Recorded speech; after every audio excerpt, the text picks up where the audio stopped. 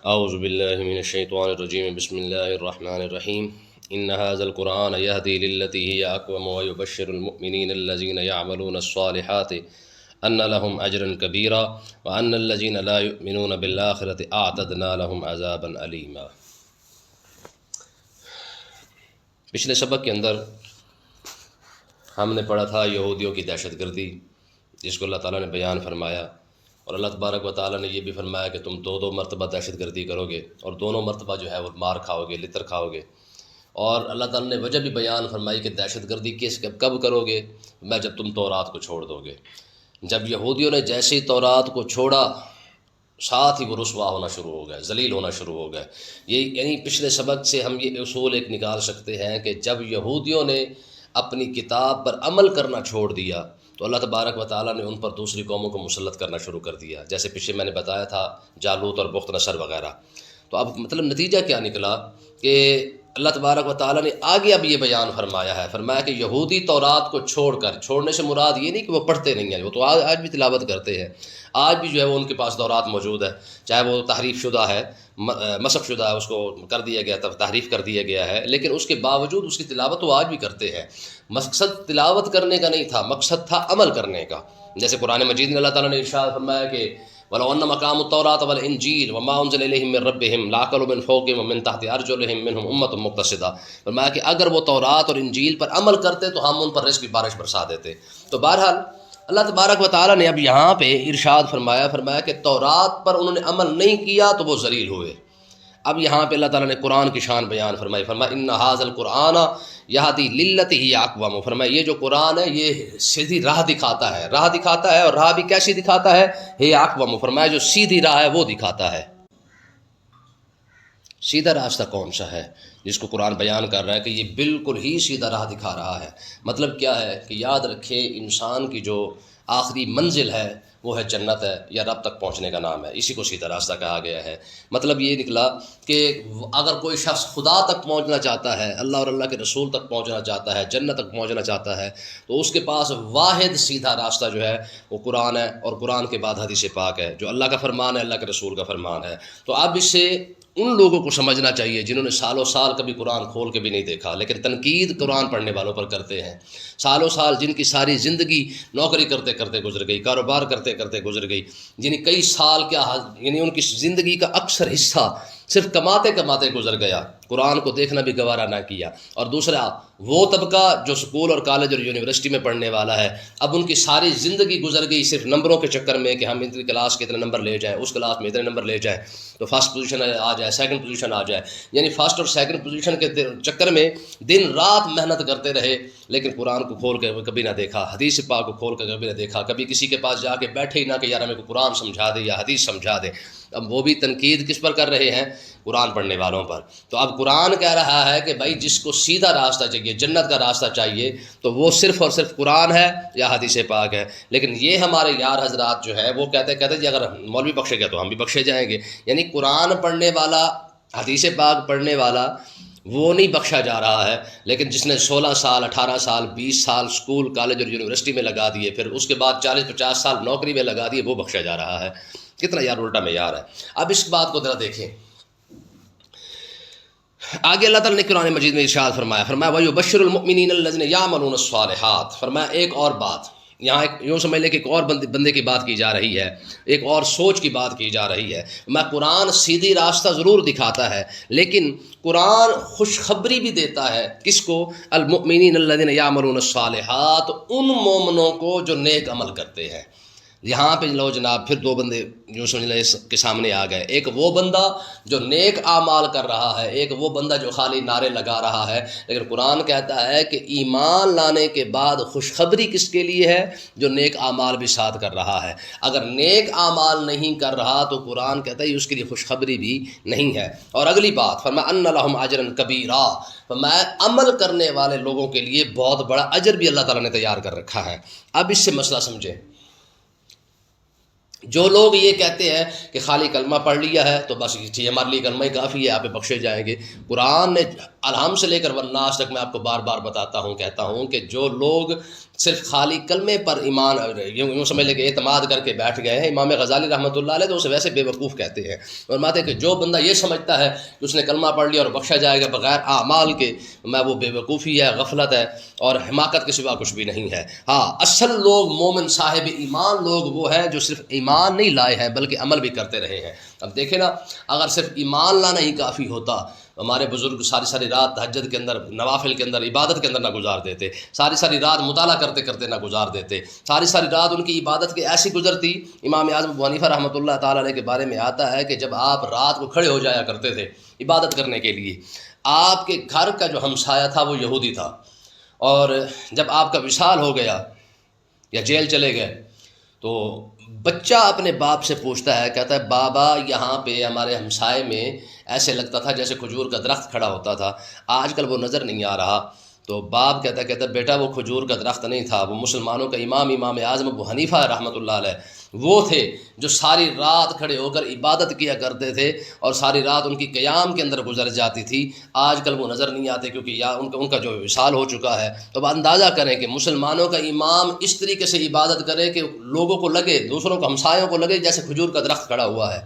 پھر ساری بات چھوڑیں، سارے ولیوں کے شہنشاہ مولا علی رضی اللہ تعالیٰ عنہ، آپ کے بارے میں بڑی مشہور بات ہے کہ آپ فرماتے ہیں کہ جناب مولا علی رضی اللہ تعالیٰ عنہ کی راتیں کیسے گزرتی تھیں، فرماتے دن کیسے گزرتا تھا۔ یہ مولا علی کے دن رات کے جو آپ کے معاملات تھے وہ کیسے تھے۔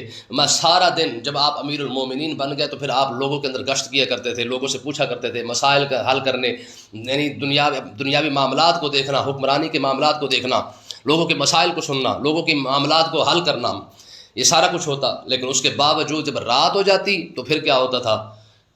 ہمارے بزرگ فرماتے ہیں کہ مولا علی کا روٹین یہ تھا کہ مسجد کے اندر آ کر اپنی داڑھی پکڑ کے ساری رات روتے روتے گزر جاتی کہ پروردگارہ تیرا مجرم تیری بارگاہ میں حاضر ہے، اس کی بخشش فرما دے۔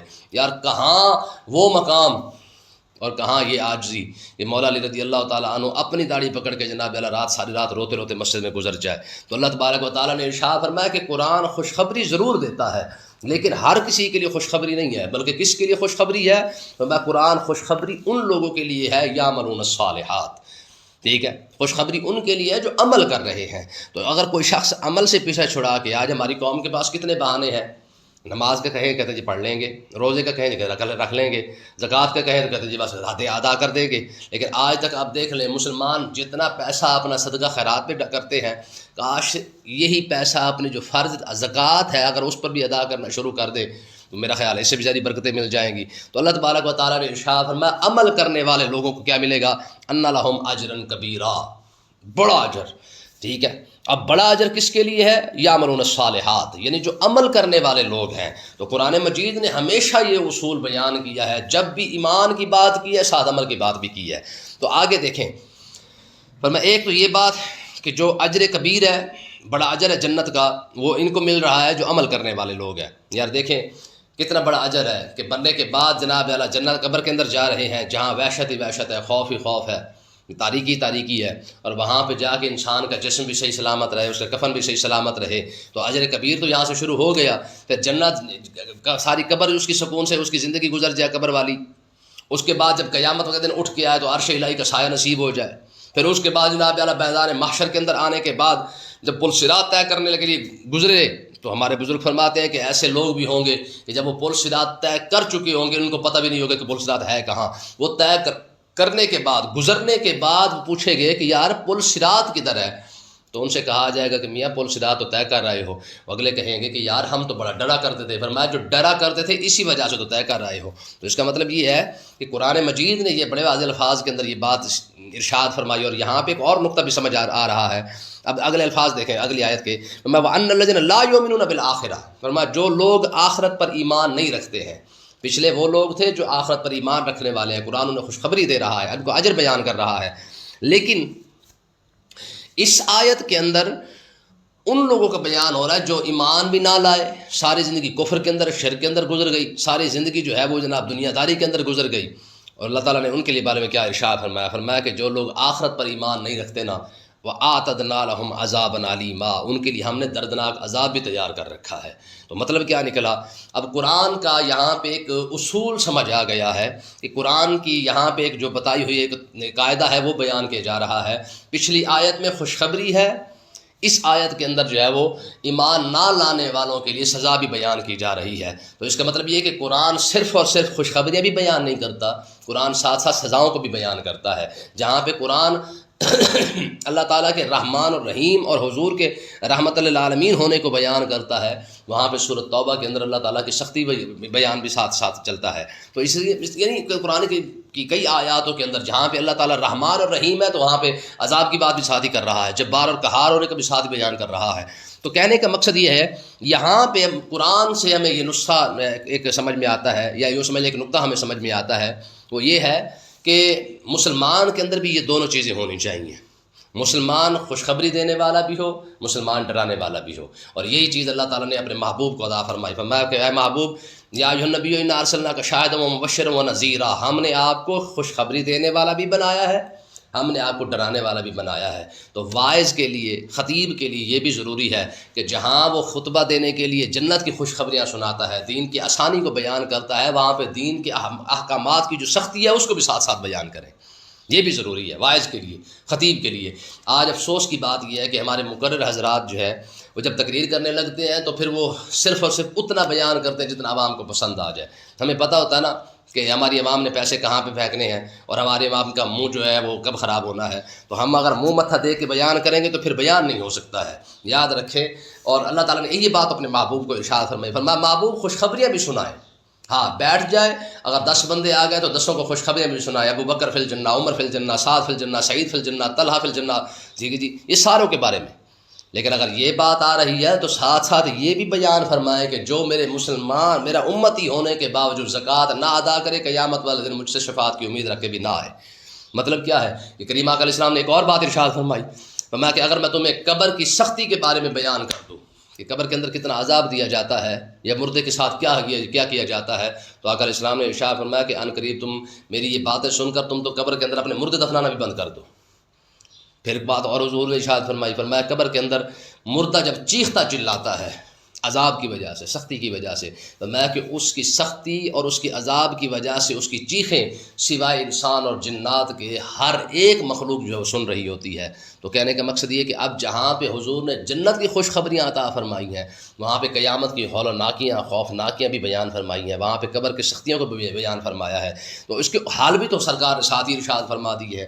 تو اس لیے نا یاد رکھیں، جیسے مثال کے طور پر اب دیکھیں نا، اس سے بڑی رحمت حضور کی اور کیا ہو سکتی ہے؟ قبر کی سختی بیان کی تو ساتھ علاج بھی بیان کر دیا ہے۔ اب سرکار نے پوچھا گیا کہ یا رسول اللہ اتنی سختی ہے تو کیا کرے؟ حضور علیہ الصلوۃ والسلام نے ارشاد فرمایا سورۃ ملک جو شخص رات کو پڑھ لیتا ہے، اللہ تعالیٰ عن قریب اسے جو ہے قبر کی سختی سے بھی بچا لے گا۔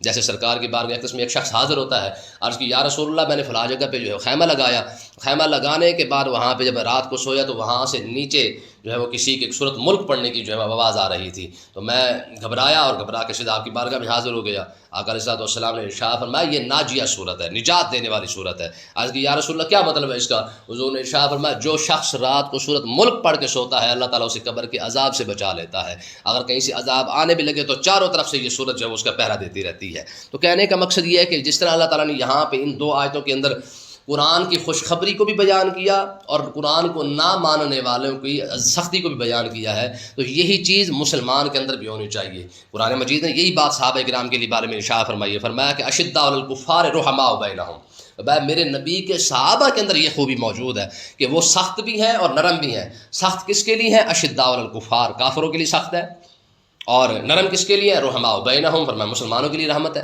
نرم ہے۔ تو اب یہی بات قرآن مجید نے یہاں پہ ارشاد فرمائی ہے، فرمایا کہ قرآن خوشخبری ہے کس کے لیے؟ جو مسلمان ہے۔ ٹھیک ہے جی، قرآن یہ بھی صاحب بیان کر رہا ہے کہ سزا کس کو دی جا رہی ہے؟ جو مسلمان نہیں ہے، اور اللہ تعالیٰ نے یہی بات مسلمان کے لیے ارشاد فرمائی، فرمایا میرے محبوب کے صحابہ کے اندر یہ خوبی جو ہے وہ پائی جاتی ہے، وہ سخت بھی ہے اور نرم بھی ہے۔ آج کے دور میں نا یہ بات ہے کہ لوگ سمجھتے ہیں کہ جو بندہ سختی کرتا ہے نا جی وہ اس کا اخلاق اچھا نہیں ہے، اس کا شاید معاملات اس کے اچھے نہیں ہیں، حالانکہ آقا علیہ السلام نے ارشاد فرمایا تعطر الحدۃ خیار امتی، فرمایا کہ میری امت کے نیک لوگ جو ہوں گے وہ سخت بھی ہوں گے۔ ضروری نہیں کہ صرف نرم ہی ہو. یاد رکھیں نرم ہونا اور بات ہے، خوش آمدی ہونا اور بات ہے. ہمارے دور کے اندر آج جو خوش آمد کرتا ہے ہم سمجھتے ہیں یہ بڑا اچھا اخلاق والا ہے. اچھے اخلاق کا مطلب خوش آمد کرنا نہیں ہوتا ہے، بلکہ اچھے اخلاق کا مطلب یہ ہوتا ہے کہ انسان دل کی کسی کی عزت کر رہا ہو. ٹھیک ہے جی، زبان کا اچھا استعمال کر رہا ہے، لیکن ہر بندے کو دیکھ کر منہ پہ اس کی تعریفیں کرنا یہ اچھا اخلاق نہیں ہے بلکہ خوش آمد ہے. ہماری قوم کو تو یہ بھی نہیں پتہ کہ خوش آمد کے اندر اور اخلاق کے اندر، تعریف کے اندر فرق کیا ہوتا ہے. بھائی جو آپ کے منہ پہ آ کے آپ کی تعریفیں کر رہا ہے وہ خوش آمد تو ہو سکتی ہے، اخلاق نہیں ہو سکتا. اور ہم اسی چیز کو اخلاق بنا کے بیٹھے ہوئے ہیں. اخلاق کیا ہے کہ بندہ کسی کو اچھے طریقے سے ملے ضرور، لیکن اگر اس کے اندر ایسی ایسی تعریفیں کرنا شروع کر دے جو بندے کے اندر پائی نہ جائے تو سمجھ لیں کہ یہ اخلاق نہیں ہے بلکہ وہ خوشامد کر کے ہمارا جو ہے وہ بیڑا غرق کر رہا ہے. تو اللہ تعالیٰ نے ارشاد فرمایا کہ قرآن پاک کی یہ خوبی ہے کہ یہ مومنوں کو، ایمان عمل کرنے والوں کو خوشخبری دیتا ہے، اور جو ایمان نہ لائے، عمل نہ کرے میں اس کے لیے سزا بھی ساتھ ہی بیان کر دیتا ہے، سختی بھی ساتھ بیان فرما دیتا ہے. اللہ پاک سمجھنے کی توفیق عطا فرمائے.